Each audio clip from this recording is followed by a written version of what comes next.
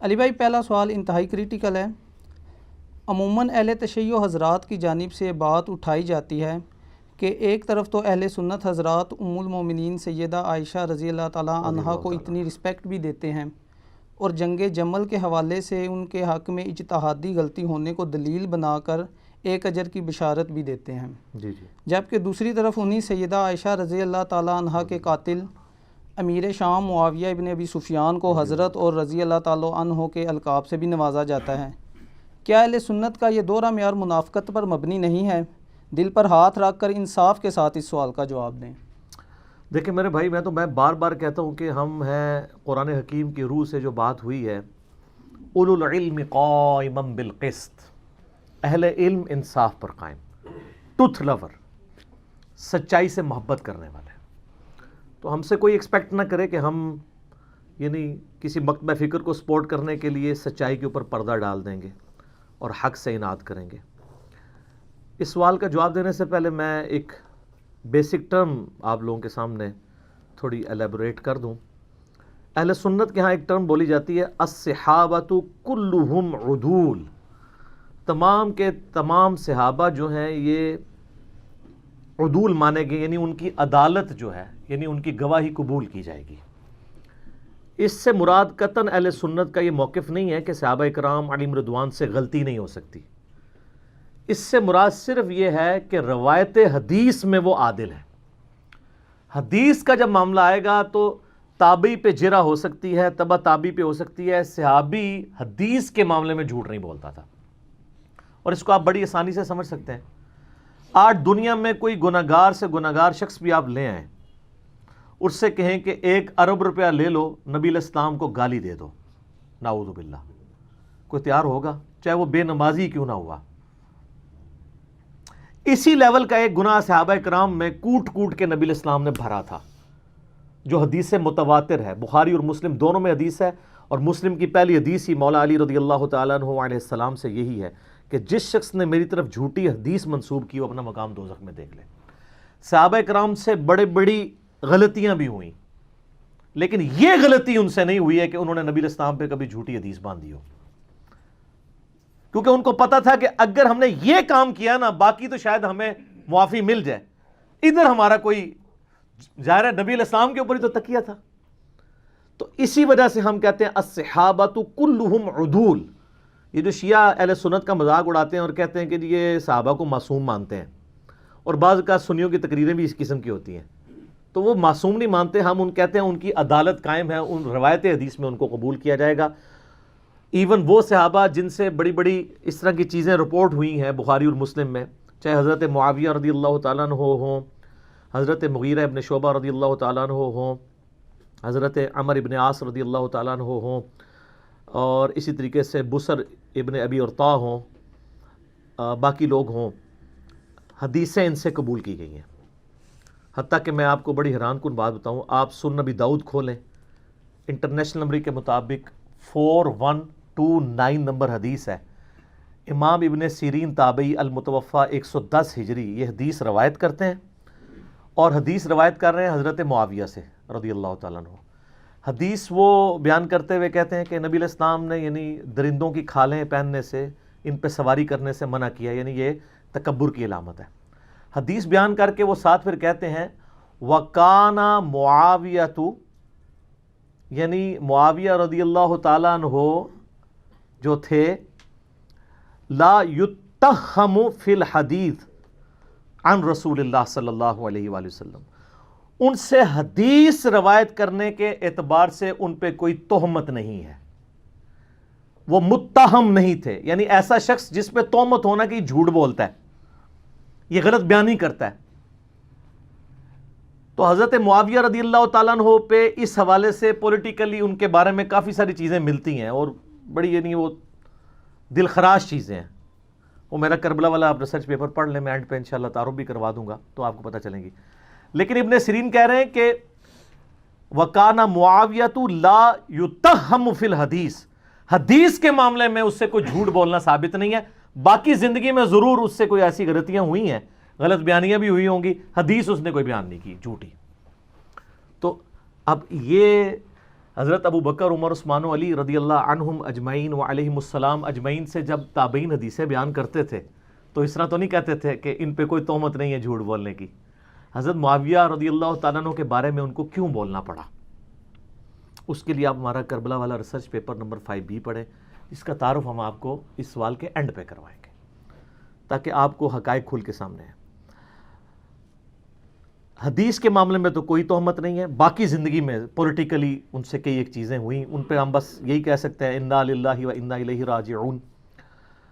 البتہ یہ جو حضرت معاویہ رضی اللہ تعالیٰ عنہ پہ تہمت لگائی گئی ہے کہ انہوں نے سیدہ عائشہ کو قتل کروایا تھا، یہ کوئی روایت اہل سنت کے ہاں نہیں ملتی. شیعہ کے ہاں بھی ایک من گھڑت روایت ملتی ہے کہ سیدہ عائشہ کے سفر کے دوران جو راستہ تھا وہاں حضرت معاویہ نے کوئی بڑا سا گڑھا کھدوایا اور اس کے اوپر گھاس پھوس ڈال دی، پتہ ہی نہ چلے. تو حضرت عائشہ سلام اللہ علیہا جب وہاں سے گزریں تو وہ اپنے اونٹ سمیت اس میں اوندھی جا کے گریں اور وہیں پہ وہ شہید ہو گئیں. لیکن یہ بالکل جھوٹی روایت ہے اور اس کی کوئی سند موجود نہیں ہے. ایون اس دور میں آپ کو پتہ ہے حضرت معاویہ رضی اللہ تعالیٰ عنہ سے سخت علمی اختلاف رکھنے والی بڑی پرسنالٹیز میں سے مولانا اسحاق صاحب رحمۃ اللہ علیہ بھی تھے، فیصل آباد والے. میں نے ان کے ساتھ 1-to-1 کوسچن آنسر سیشن کیا تھا 23 مارچ 2012 کو، 40 کوسچنز ود مولانا اسحاق. اس میں نے یہ سوال سیم ان سے بھی کیا تھا.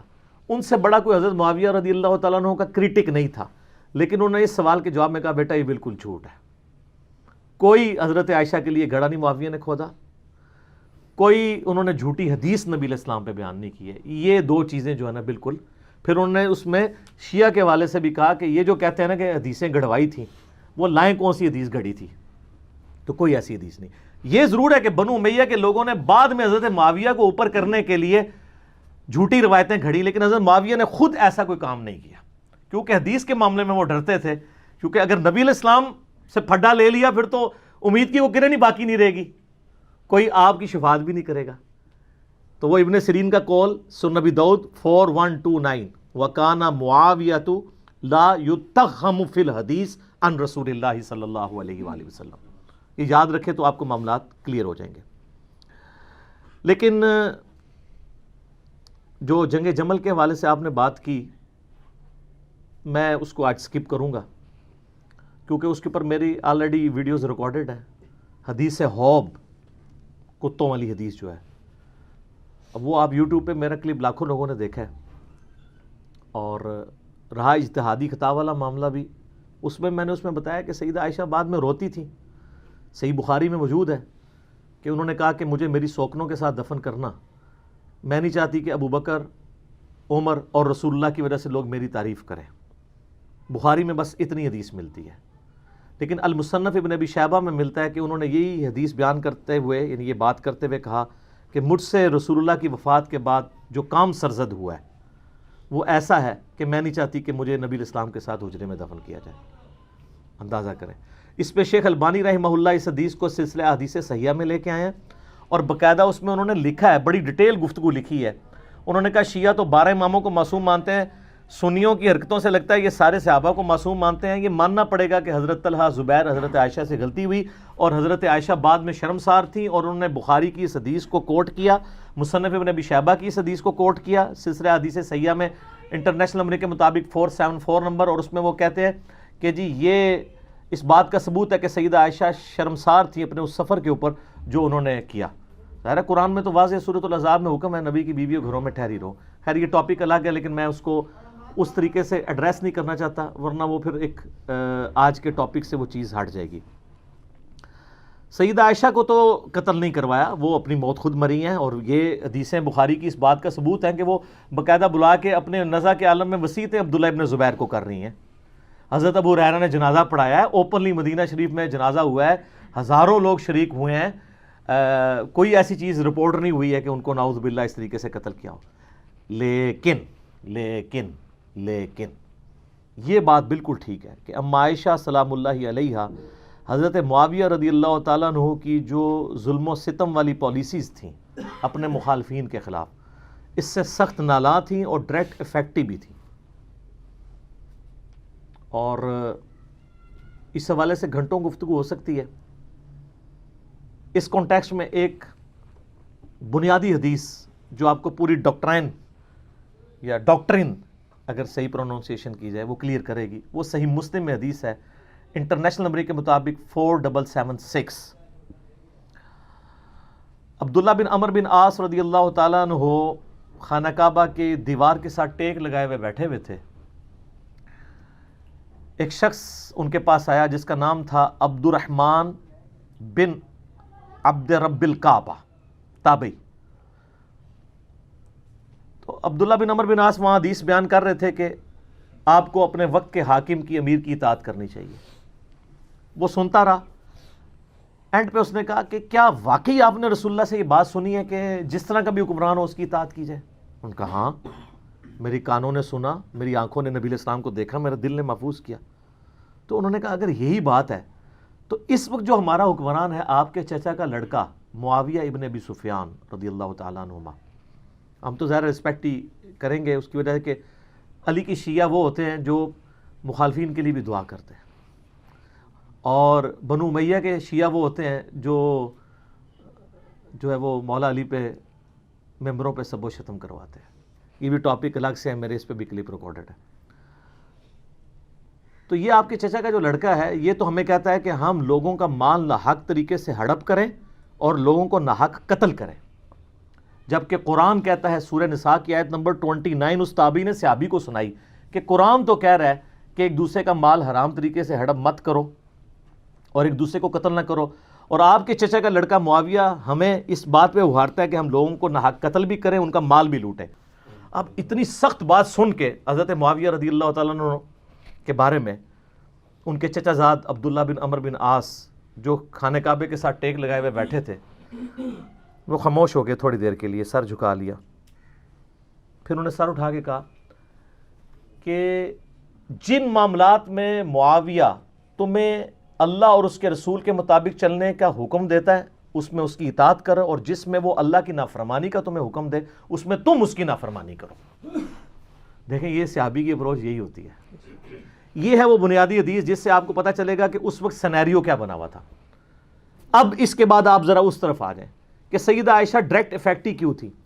سیدہ عائشہ کے بھائی تھے ایک محمد ابن ابی بکر, ان کو حضرت معاویہ رضی اللہ تعالیٰ عنہ نے قتل کروایا تھا. محمد بن ابی بکر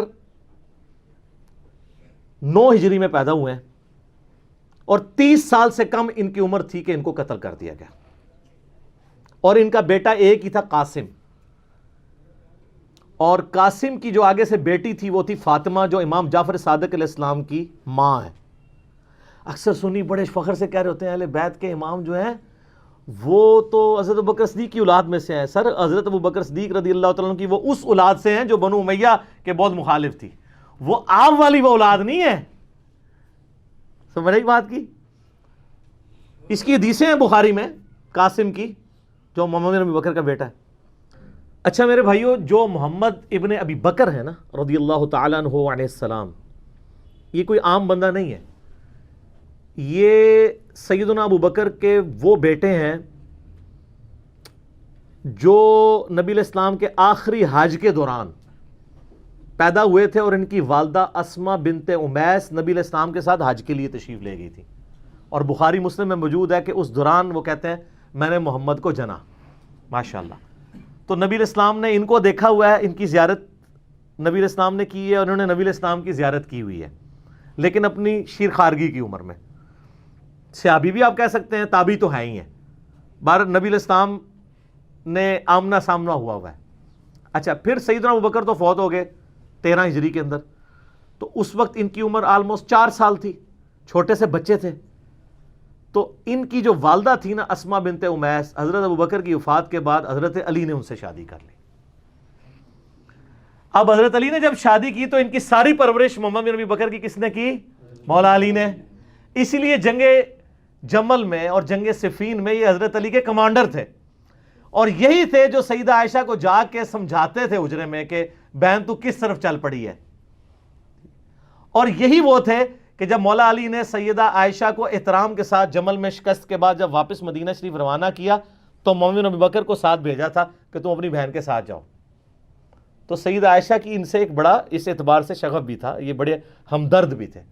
تو یہ محمد بن ابی بکر رحمہ اللہ تعالی و رضی اللہ تعالیٰ عنہ و علیہ السلام کی کلیریفیکیشن اس حوالے سے ضروری تھی. اور دیکھ لیں صرف 30 سال کی عمر میں وہ شہید ہوئے ہیں، لیکن آتی دنیا کے لیے اپنا اثر چھوڑ گئے.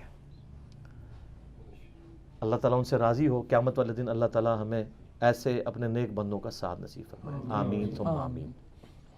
تو ان کو حضرت علی نے اپنے دور میں مصر کا گورنر لگایا تھا اپنے دور خلافت میں. قیس بن سعد سے حکومت نہیں سنبھالی جا رہی تھی، پیچھے سے مالک اشتر کو بھیجا، اس کو زہر دے کے مروا دیا گیا دشمنوں کی طرف سے. تو محمد بن ابی بکر مصر کے گورنر تھے، تو ظاہر کوفے سے دور تھا، شام کی باؤنڈریز لگتی تھی، وہاں سے حضرت معاویہ کی چھاپہ دار جو ٹیمیں ہیں وہ حملے کرتی تھی. تو محمد بن بکر کو قتل کروا دیا، حتیٰ کہ ایک گدھے میں ان کی لاش رکھ کے اس کو آگ لگا دی گئی. استغفر اللہ. اور یہ اس کے اوپر اجماع ہے، کوئی دنیا میں اس کا انکار نہیں کرے گا. ہماری اہل سنت کی تمام کتابوں میں موجود ہے، جتنی بھی صحابہ کرام کی بایوگرافی پہ لکھی گئی ہیں، آپ چاہے وہ آپ تاریخ طبری پڑھ کے دیکھ لیں، ابن جریر المتوفیٰ 310 ہجری، تاریخ ابن کثیر کی المتوفیٰ 774 ہجری، آپ الاستیاب امام ابن عبد البر کی پڑھ کے دیکھ لیں، المتوفیٰ 468 ہجری. آپ کو ساری کتابوں میں ابن اسیر کی جو ہے اسود الغابہ المتوفیٰ 630 ہجری، جس کی شرح ابن حجر اسقلانی المتوفیٰ 852 ہجری، الاصابہ انہوں نے لکھی. 8000 صحابہ کرام کے حالات زندگی اس میں لکھے ہیں، اردو میں ترجمہ ہو کے آ چکی ہے. آپ اس میں محمد بن ابی بکر کا پڑھ لیں ان کے ساتھ کیا ہوا تھا. حتیٰ کہ صحیح مسلم شریف میں بھی اس کا ذکر موجود ہے، انٹرنیشنل نمبر کے مطابق 4722 اشارتاً صحیح مسلم میں آتا ہے. اما عائشہ سے ایک بندہ مصر سے ملنے کے لیے آیا تو انہوں نے پوچھا ہاں مصر کے حکمران کی کیا حالت ہے، کیونکہ اما عائشہ کے بھائی کو مار کے تو وہاں حضرت معاویہ نے اپنا حکمران لگا دیا تھا اور مصر جو ہے وہ چھین لیا تھا حضرت علی سے. تو ظاہر ہے جو دنیا دار بادشاہ ہوتے ہیں وہ اپنے چمچوں کو نوازتے ہیں. تو ان کا ہمارا جو گورنر ہے وہ تو بہت اچھا ہے، ہمارا خرچہ پانی ختم ہو جائے خرچہ دے دیتا ہے، ہمارا اگر گھوڑا مر جائے نیا گھوڑا خرید کے دے دیتا ہے، اور اگر کوئی غلام مر جائے تو نیا غلام دے دیتا ہے. تو سیدہ عائشہ نے کہا کہ جو کچھ تم لوگوں نے میرے بھائی محمد ابن ابی بکر کے ساتھ کیا، تمہارے اس مصر کے گورنر نے اور اس پارٹی نے، یہ بات مجھے اس چیز سے نہیں روکے گی کہ میں تمہیں رسول اللہ کی ایک حدیث سناؤں جو اسی حجرے میں جہاں تم مجھ سے ملنے آئے ہو. اما عائشہ وہ پردے میں ملا کرتی تھی. اسی حجرے میں نے اللہ کے محبوب صلی اللہ علیہ وآلہ وسلم سے سنا تھا کہ آپ علیہ السلام یہ دعا کیا کرتے تھے، اے اللہ جو حکمران اپنی رعایا کے ساتھ سختی کرے تو بھی اس کے ساتھ سختی فرمانا، اور جو اپنی رعایا کے ساتھ نرمی کرے تو بھی اس کے ساتھ نرمی فرمانا. اور جو کچھ تم لوگوں نے میرے بھائی کے ساتھ کیا، یعنی وہ یہ کہنا چاہ رہی تھی کہ اللہ تعالیٰ ہی اس کا پھر بدلہ ہمیں لے کے دے گا، جو کچھ تم لوگوں نے میرے بھائی کے ساتھ محمد ابن ابی بکر کے ساتھ کیا رضی اللہ تعالی عنہما وعلیہم السلام. تو سیدہ عائشہ اس وجہ سے حضرت معاویہ سے ناراض تھی. یہ تو ایک بھائی کا آپ نے سنا. ایک دوسرا بھائی تھا، وہ تھا عبد الرحمن بن ابی بکر، اور وہ ایسا بھائی تھا کہ اس کی ماں اور سیدہ عائشہ کی ماں بھی سیم تھی. ادھر تو باپ سیم تھا، ماں الگ تھی.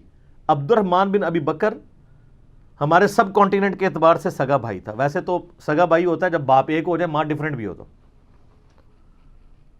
اس کے بارے میں آپ صحیح بخاری اٹھا کے دیکھ لیں، 4827 نمبر حدیث ہے انٹرنیشنل نمبر کے مطابق. مروان جب حجاز کا گورنر ہوتا ہے، مسجد نبوی میں خطبہ دیتے ہوئے وہ بار بار یزید ابن معاویہ کا ذکر کرتا ہے تاکہ وہ بیعت لے حضرت معاویہ کے بعد ان کے بیٹے کے لیے. یہ بخاری کے الفاظ ہیں.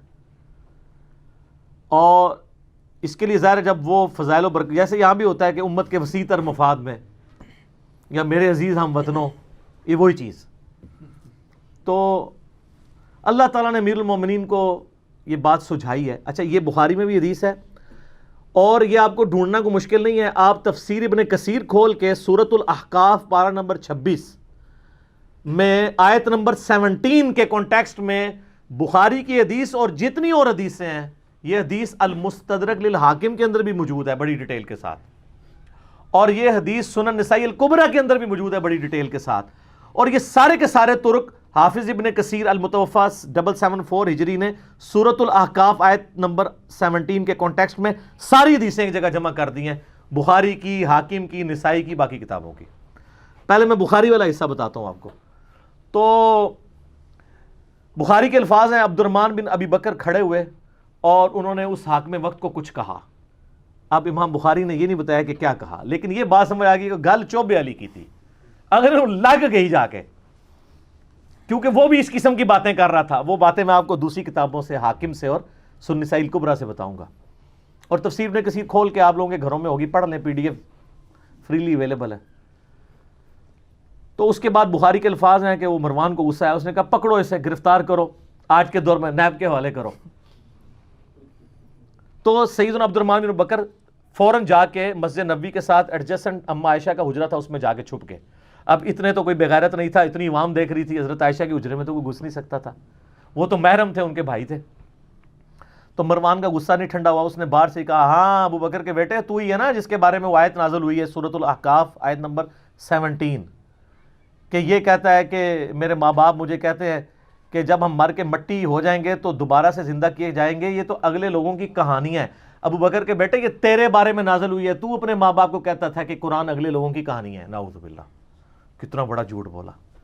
تو سیدہ عائشہ سے برداشت نہیں ہوا، وہ حجرے کے اندر سے ہی بولی، انہوں نے کہا آل ابی بکر کے بارے میں کوئی آیت ایسی نازل نہیں ہوئی ہے سوائے سورہ نور کی وہ آیات جو میری برات میں نازل ہوئی تھی، حدیث افک والی، تو آل ابی بکر کے اوپر الزام لگاتا ہے۔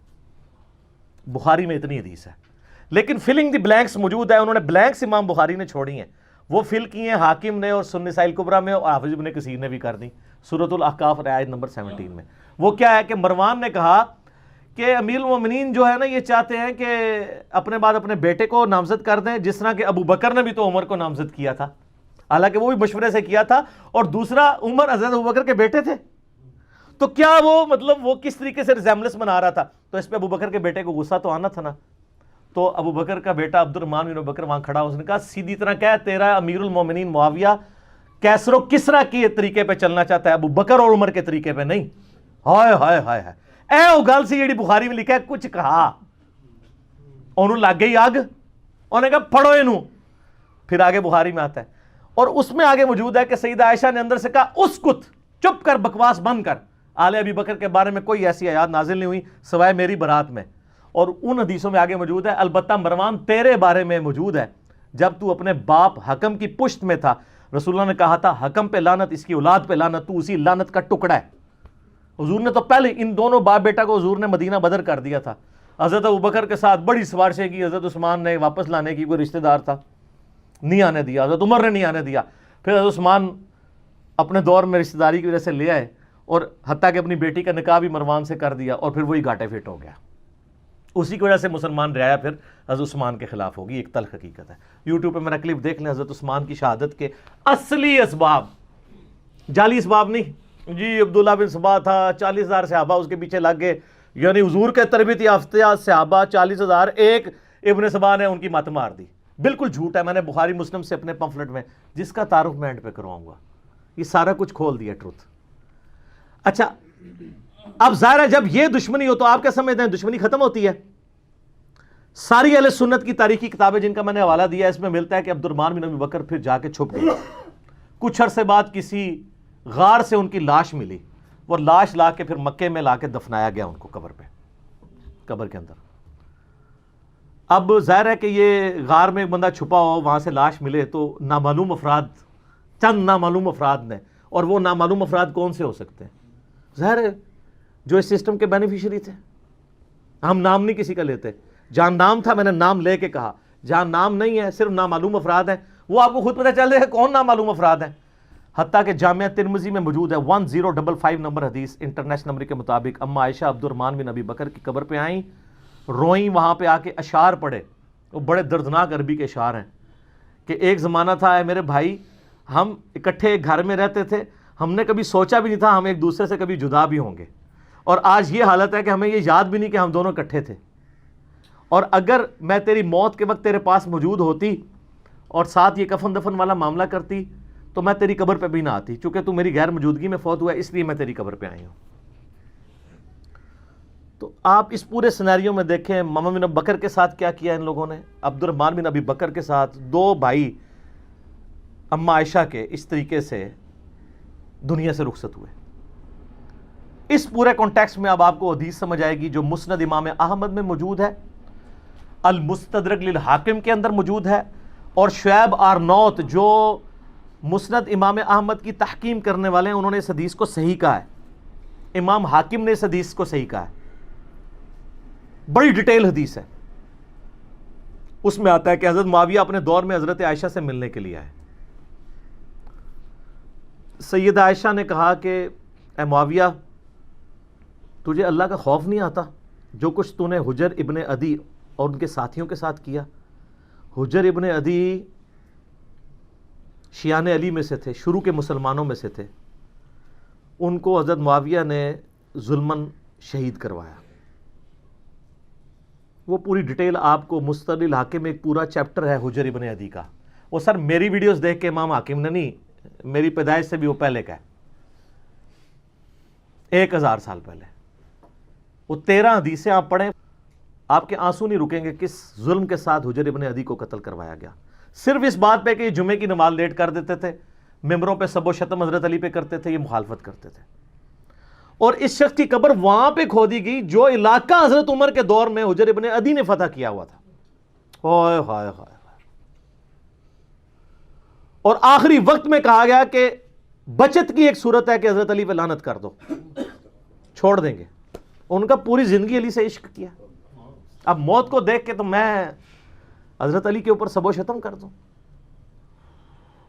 اور کہا 2 نفل پڑھنے کی اجازت دو, اور نفل تیزی سے پڑھے. اور کہا میں نے اس لیے تیزی سے پڑھے تاکہ تمہیں یہ نہ ہو کہ میں موت کو ڈیلے کرنے کے لیے نماز اس طرح پڑھ رہا ہوں, میں نے زندگی میں کبھی اتنی تیز نماز نہیں پڑھی. اور پھر کہا وصیت کی لوگوں کو. ایران والوں نے حجر ابن عدی کے اوپر, جن کو آپ کہتے ہیں صحابہ کو نہیں مانتے, انہوں نے پوری ایک فلم بنائی ہے حجر ابن عدی کے اوپر, یوٹیوب پہ رکھی ہے اردو ڈبنگ کے ساتھ. تو انہوں نے وہاں پبلک کو وصیت کی کہ مجھے میری انہی بیڑیوں میں اور انہی خون آلود کپڑوں میں دفن کرنا ہے, قیامت والے دن پولیس رات پہ میں معاویہ کا گریبان پکڑوں گا. ان کے ساتھی بھی قتل کیے گئے صرف ایک ٹسل کے اندر کہ حضرت علی کے سپورٹر کیوں ہے. اب حجر ابن عدی ان کے ساتھیوں کا جب قتل ہوا, سیدہ عائشہ تو پھر بڑی دکھی تھی اس کی وجہ سے. تو حضرت معاویہ جب ملنے کے لیے آئے, مسند امام احمد المستدرک الحاکم میں موجود ہے, شعیب آرنوت نے کہا حدیث صحیح ہے. کہا معاویہ تجھے کوئی خوف نہیں آیا, تو نے حجر ابن عدی اور ان کے ساتھیوں کے ساتھ جو کچھ کیا, اور تجھے ڈر نہیں لگتا کہ میں ایک بندہ مقرر کروں جو چھپ کے تیرے اوپر وار کرے اور تجھے قتل کرتے؟ یعنی حضرت عائشہ کا غصہ کس لیول کا تھا کہ میں گریلا وار کروا کے تجھے مروا نہ دوں. تو انہوں نے کہا کہ ام المومنین, ہم آپ سے یہ ایکسپیکٹ نہیں کرتے کہ آپ ایسا کریں گی, کیونکہ ہم نے نبی علیہ السلام سے سنا ہے کہ مومن کبھی چھپ کے وار نہیں کرتا. لوگوں کو حدیثیں سنانی, کس کو؟ اماں عائشہ کو.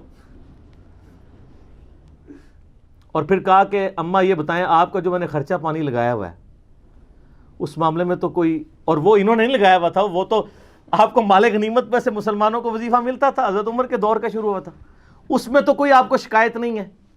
تو انہوں نے کہا مجھے اس معاملے میں کوئی شکایت نہیں, یہ شکایت تھی جو میں نے تمہیں کی ہے.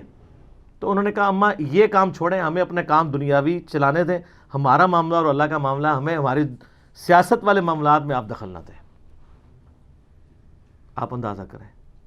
اور یہ ہمیں تاریخ سے روایتیں لا کے دیتے ہیں کہ جی وہ جناب جی حضرت عائشہ کہتی تھی میری زندگی بھی معاویہ میں لگ جائے. اس سے تہاڈی ہسی بھی دستی ہے کہ روایتاں کس نے کڑیاں ہونیاں نے, کیونکہ حدیثیں کچھ اور بتا رہی ہیں.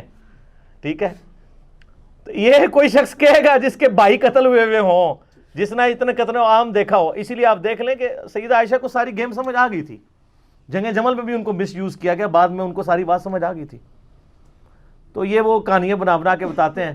تو اب اس پورے سینیریو میں دیکھیں, اماں عائشہ سلام اللہ علیہا کو بڑا قلق تھا حضرت معاویہ رضی اللہ تعالیٰ عنہ کے اس طرح کے ایٹیچیوڈ کے اوپر, اس لیے انہوں نے یہ بات کی.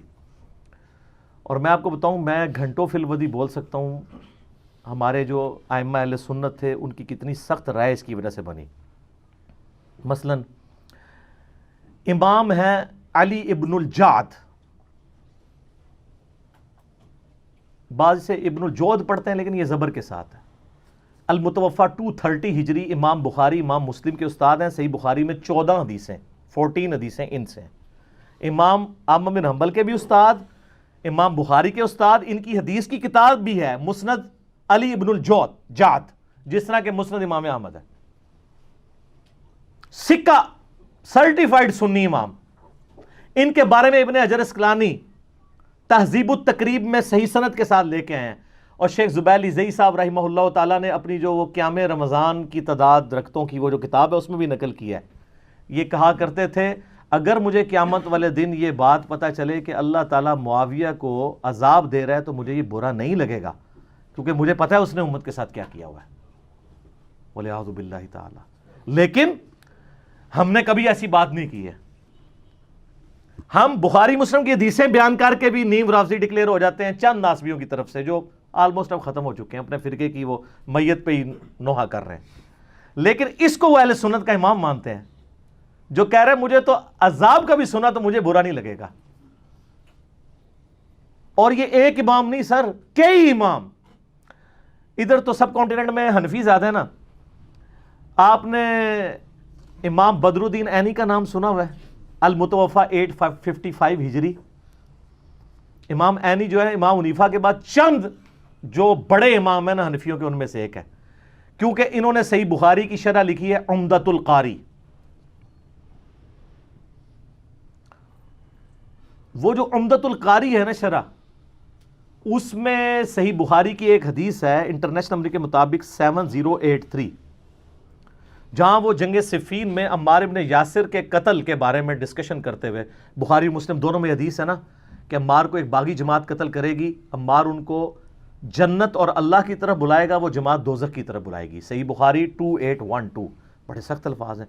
اس حدیث کو ڈسکس کرتے ہوئے ایک اور موقع پہ صحیح بخاری کے اندر 7083 نمبر حدیث کہ اگر ایک مسلمان دوسرے کے خلاف تلوار اٹھا لے، اس حدیث کے کانٹیکسٹ میں ڈسکس کرتے ہوئے عمدۃ القاری کے اندر جو ہے نا امام بدر الدین عینی نے جو کچھ لکھ دیا ہے نا سرکار، وہ اتنا سخت ہے. یہ میرے پمفلٹ میں ڈلا ہے کہ اس کا تعارف اینڈ پہ آپ کو کرواؤں گا. میں آپ کو صرف ورڈ بائی ورڈ وہ پڑھ کے سناتا ہوں. وہ کہتے ہیں کہ امام کرمانی نے کہا کہ سیدنا علی اور حضرت معاویہ دونوں ہی مجتہد تھے. زیادہ سے زیادہ یہ ہو سکتا ہے کہ حضرت معاویہ کو اجتہاد میں خطا لاحق ہو گئی ہو، ان کو 1 اجر ملے گا جبکہ سیدنا علی کو 2 اجر ملیں گے. اعلیٰ یہ بھی کہانی ہے. وہ بخاری مسلم میں حدیث ہے کہ حکمران وقت اگر غلط اجتہاد کرے تو اسے 1 اجر ہے اور اگر صحیح کرے تو 2 ہے. مخالفین کو تو باغی کہا گیا ہے، ان کے لیے تو حدیث ہی نہیں ہے، ادھر سے پکڑ کے فٹ کرنے کی کوشش کرتے ہیں. یہ حدیث ہی کچھ اور تھی. بہرحال تو وہ آگے لکھتے ہیں کہ یہ کرمانی نے تو یہ کہا، لیکن میں کہتا ہوں، امام عینی حنفی کہتے ہیں کہ حضرت معاویہ کو خطا کو اجتہادی خطا کیسے کہہ دیا جائے اور ان کے اجتہاد پہ کیا دلیل ہے، حالانکہ ان کو یہ حدیث بخاری اور مسلم کے حوالے سے پہنچ چکی تھی کہ آپ علیہ السلام نے فرمایا افسوس ابن سمیہ کو ایک باغی جماعت قتل کرے گی، اور ابن سمیہ عمار ابن یاسر ہے اور ان کو حضرت معاویہ کے گروہ نے جنگ صفین میں قتل کیا. کیا حضرت معاویہ اس پہ راضی نہیں ہے کہ اللہ تعالیٰ ان کو برابر چھوڑ دے، چہ جائے کہ ان کو سیدنا علی کی بغاوت پر 1 اجر بھی ملے؟ یہ حنفی سارے ٹھیکیدار بنے ہوئے ہیں نا. اے اپنے امام کے آپ ورڈ پڑھیں. اچھا اس کے علاوہ آپ نے ایک اور بڑا نام سنا ہوگا، ملا علی قاری. سنا ہے نا، بڑے مشہور ہیں. المتوفا 1014 ہجری. انہوں نے مشکات کی شرح لکھی ہے مرقات المفاتیح. پوری دنیا میں ایک اتھینٹک شرح مانی جاتی ہے، کوئی شک نہیں اس میں، کمال کام کیا انہوں نے.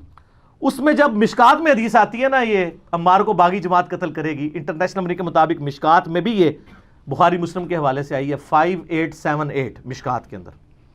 تو اس حدیث کے تحت ملا علی قاری، جنہوں نے میری ویڈیوز نہیں دیکھی ہوئی تھی، میری ویڈیوز سے بہت پہلے ان کے کمنٹس پڑھیں آپ، سنیں جی ورڈ بائی ورڈ. میں کہتا ہوں کہ جب حضرت معاویہ پر واجب تھا کہ وہ اپنی بغاوت سے رجوع کر کے خلیفہ برحق حضرت علی کی اطاعت کی طرف آ جاتے، مخالفت چھوڑ دیتے اور خلافت منفیہ یعنی نفع حاصل کرنے کی طلب سے یہ خلافت کے حوالے سے اس کو ترک کر دیتے، جو انہوں نے نہیں کیا، تو اس سے ظاہر ہوتا ہے کہ وہ باطن میں باغی تھے اور ظاہر میں خون عثمان کو ڈھال بنائے ہوئے تھے. وہ کہتے ہیں گل وچ کوئی اور ہے، حضرت عثمان کا نام یوز ہو رہا تھا، اندر مسئلہ کچھ اور تھا. یہ میں نہیں، ملا علی قاری.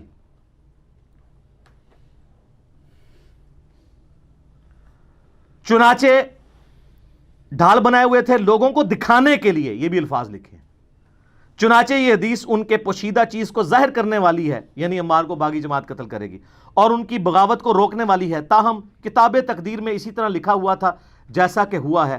ان کے عمل اور رویے کی وجہ سے قرآن اور حدیث دونوں مہجور اور متروک ہو گئے. وہ کہتے ہیں قرآن اور سنت کو پش پش ڈال دیا امیر شام نے.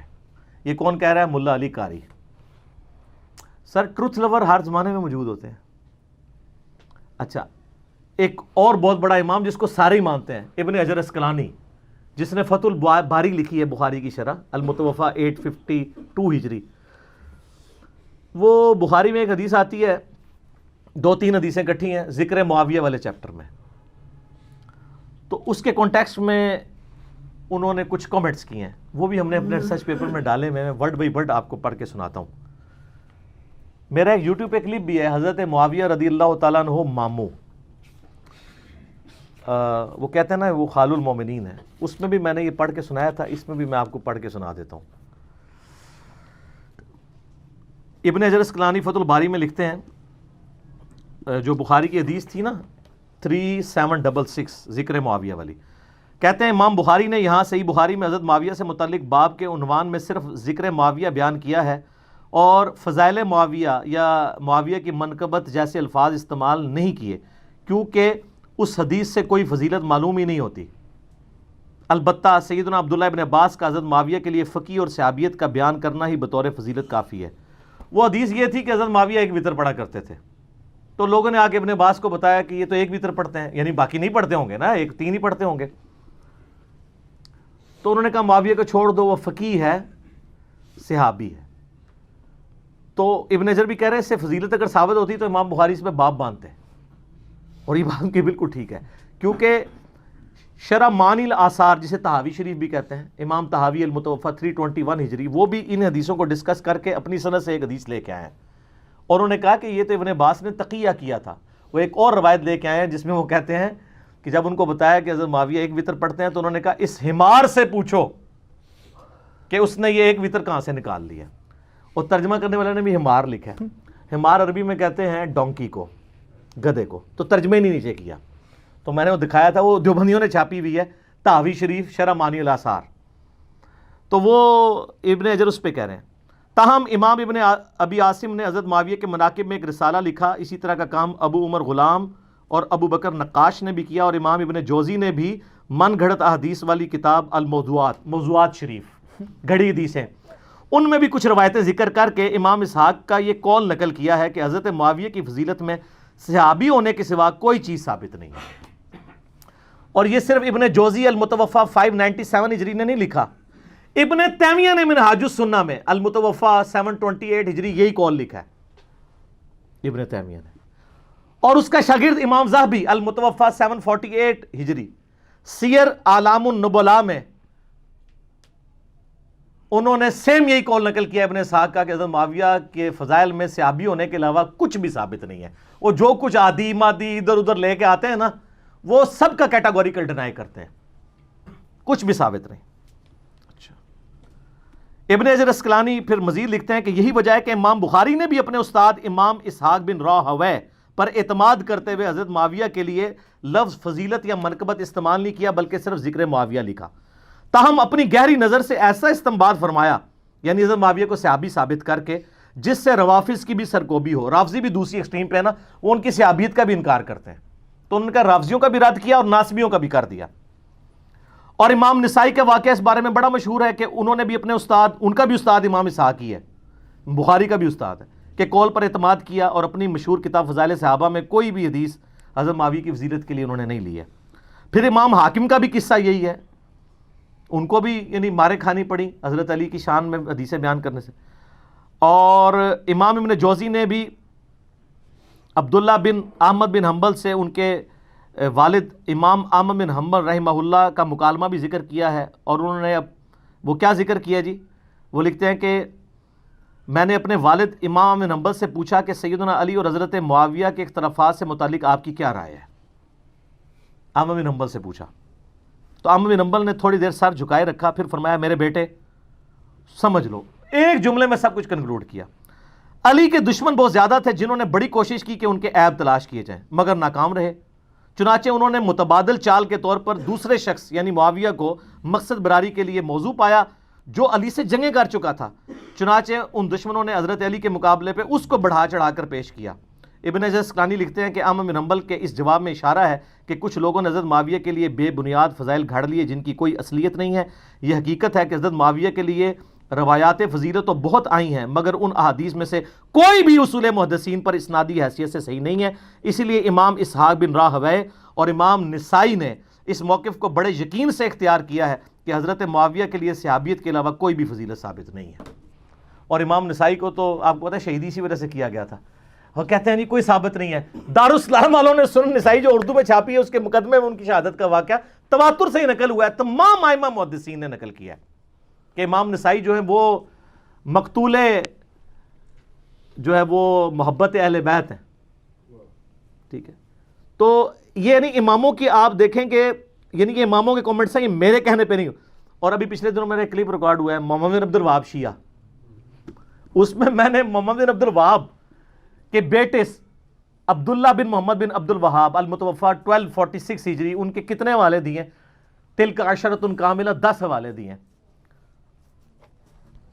2-3 سن لیں۔ ایک وہ لکھتے ہیں کہ حضرت علی والے چیپٹر میں اینڈ پہ حضرت معاویہ نے اہل شام سمیت حضرت علی کی بیعت نہیں کی، پھر ان کی صرف مخالفت ہی نہیں کی بلکہ ان پر قتل عثمان میں معاونت اور رضامندی کا بھی الزام دھرا مگر اللہ نے ان کو بچا لیا۔ کتنے سخت الفاظ ہیں۔ پھر وہ آگے لکھتے ہیں عمار کی شہادت کے بعد عمر ابن عاص نے تو لڑائی ترک کر دی تھی اور بہت سے لوگوں نے پیروی چھوڑ دی تھی حضرت معاویہ کی۔ حضرت معاویہ نے ان سے پوچھا کہ آپ نے لڑائی کیوں ترک کی؟ انہوں نے کہا ہم نے عمار کو قتل کر دیا ہے اور میں نے حضرت سے سنا تھا صلی اللہ علیہ وآلہ وسلم کہ عمار کو ایک باغی جماعت قتل کرے گی، معلوم ہوا کہ ہم باغی ہیں۔ حضرت معاویہ بولے خاموش رہو، واللہ تو اونٹ کی طرح اپنے ہی پیشاب میں گرتا ہے۔ یہ عرب کا محاورہ تھا کہ تجھے اگر پتہ ہے تو اپنے ہی پیشاب اس پر ڈگنا ہے۔ کیا ہم نے ان کو قتل کیا؟ ان کو تو علی ان کے ساتھیوں نے قتل کیا جنہوں نے لا کے انہیں ہماری تلواروں کے درمیان پھینک دیا، ہم تو اپنے بچاؤ میں لڑ رہے تھے جس میں وہ قتل ہو گئے۔ اس کی خبر جب حضرت علی کو ہوئی تو انہوں نے فرمایا اس طرح تو پھر حضرت حمزہ کو حضرت نے خود قتل کیا تھا کہ جنہوں نے کافروں کے مقابلے پہ حمزہ کو بھیج دیا۔ ہائے کتنی بڑی پھکی دیتی مولا علی نے، ایڈی بڑی پھکی مولا علی دے سکتے ہیں یا انجینئر علی صاحب دے سکتے ہیں۔ انہوں نے کہا اگر یہ اتنی لاجک مان لی جائے، وہ تو عمار تو حضرت علی کی فیور میں لڑ رہا تھا، تو کہہ رہے نہ وہ آتا حضرت علی کی طرف سے نہ ساڑی تلوار تھلے آگے مردا، نعوذ باللہ۔ آگے پھر انہوں نے ایک اور جگہ لکھا ہے اسی میں حضرت علی والے چیپٹر میں، بنو امیہ ان کی تنقیص اور ان کے بارے میں نازیبا الفاظ استعمال کرتے رہے۔ میں نے بخاری مسلم سے ثابت کیا ہے کہ ممبروں پر حضرت علی پہ یہ لوگ لعنت کرواتے تھے۔ صحیح مسلم 6229 انٹرنیشنل نمبر کے مطابق الفاظ ہیں لعن اللہ ابا تراب، علی ابن ابی طالب ابو تراب پر اللہ کی لعنت، نعوذ باللہ۔ انہی پر لوٹ کی ظاہر ہے۔ وہ کہتے ہیں نازیبا الفاظ استعمال کرتے رہے مگر اس سے علماء کے دل میں علی کی محبت اور بڑھ گئی، قدر و منزلت میں اضافہ ہو گیا۔ عمر بن عبداللہ بن زبیر کہتے ہیں کہ بنو امیہ 60 سال تک حضرت علی کو گالیاں دیتے رہے مگر ان کا کچھ نہ بگاڑ سکے، بلکہ ان کی شان پہلے سے بھی بلند ہو گئی۔ دین نے ایک عمارت کھڑی کی جسے دنیا نے گرانے کی کوشش کی، دنیا کچھ نہ بنا سکی مگر جو کچھ بنایا اس کو بھی منہدم کر دیا، یعنی دنیا اپنا بھی گواہ بیٹھی، حضرت علی کو نہیں نیچے کر سکی۔ تو اس قسم کی یعنی کئی ایک محدثین کے اقوال ہیں۔ اب یہ سارے کے سارے مولوی پنجے جھاڑ کے پڑ گئے پیچھے مودودی صاحب کے، حالانکہ میں بتاؤں آپ نے اس سارے ائمہ کے اقوال سنے، سب سے سافٹ لینگویج اگر کسی کی ہے تو مودودی صاحب کی ہے۔ آپ سن کے حیران ہو جائیں گے۔ مولانا مودودی نے خلافت و ملوکیت کا جو چوتھا چیپٹر ہے، 4 نمبر، چوتھا چیپٹر، خلافت راشدہ سے ملوکیت کا سفر، اس کے اینڈ پہ کچھ جملے لکھے ہیں، ورڈ بائی ورڈ سنیں۔ اس طرح خلافت راشدہ کا نظام کا آخری اور قطعی طور پر خاتمہ ہو گیا۔ خلافت کی جگہ شاہی خانوادوں نے لے لی اور مسلمانوں کے اس کے بعد سے آج تک پھر اپنی مرضی کی خلافت نصیب نہ ہو سکی۔ حضرت معاویہ رضی اللہ تعالیٰ عنہ کے محامد اور مناقب اپنی جگہ پر، ان کا شرف صحابیت بھی واجب الاحترام ہے۔ ان کی یہ خدمت بھی ناقابل انکار ہے کہ انہوں نے پھر سے دنیا اسلام کو ایک جھنڈے کے تلے جمع کیا اور دنیا میں اسلام کے غلبے کا دائرہ پہلے سے زیادہ وسیع کر دیا. ان پر جو شخص لان تان کرتا ہے وہ بلا شبہ زیادتی کرتا ہے. یہ مودودی صاحب لکھ رہے ہیں, کہتے ہیں ایک مودودی 100 یہودی, پڑھے بغیر ہی, ایک غریب تو بدتمیز, پڑھا ہے ہی کچھ نہیں, الزام. لیکن ان کے غلط کام کو تو غلط کہنا ہی ہوگا. اسے صحیح کہنے کے معنی یہ ہوں گے کہ ہم اپنے صحیح اور غلط کے معیار کو خطرے میں ڈال رہے ہیں. بس کون سی سخت لینگویج استعمال کی ہے؟ یعنی 6 جملوں میں سے 5 تعریفی ہیں اور ایک میں کہا کہ یار اولو العلم قائما بالقسط بنو, ورنہ کل کو کوئی بھی بندہ جو ہے نا وہ اپنی غلطیوں کی جعلی تعویلات کرنا شروع کر دے گا. یہ کوئی کرائٹیریا نہیں ہے کہ آپ اس طریقے سے چیزیں پکڑیں اور کسی شخص کے بارے میں اس کا جھوٹا دفاع کریں, اس کی وجہ سے دین کی عمارت ہی گرنی شروع ہو جائے. تو مودودی صاحب کے پیچھے لوگ پنجے جھاڑ کے پڑ گئے. اللہ کے فضل سے میں نے جو ہے نا وہ ہمت دکھائی اور یہ کہتے تھے تاریخی روایتیں. ویسے اب خلافت و ملوکیت کا ایک نیا ورژن آیا جس میں پوری تخریج ہوئی ہے, کہ پہلے بھی حوالے دیے تھے, اب ذرا ڈیٹیل کے ساتھ ہے, جلد نمبر یہ وہ. ہم اس کو یعنی اپنی ویڈیو میں JPGs کے طور پہ ایڈ کریں گے. خلافت و ملوکیت سارے لوگ لے کے پڑھیں. ویسے 400 روپے مارکیٹ میں قیمت ہے, ہول سیل پرائز میں کارڈ والی آلموسٹ 250 کی اور گتے والی 300 کے قریب مل جائے گی. ہم کوشش کر رہے ہیں اپنی اکیڈمی میں منگوا لیں ہول سیل پرائز والی, پھر آپ لوگ منگوا بھی سکتے ہیں یہاں سے انشاءاللہ تعالی. میں نے بات کی ہے ان سے, پبلشر سے ان کے. تو خلافت و ملوکیت آپ پڑھیں تو آپ کو پوری ڈاکٹرن سمجھ آ جائے گی.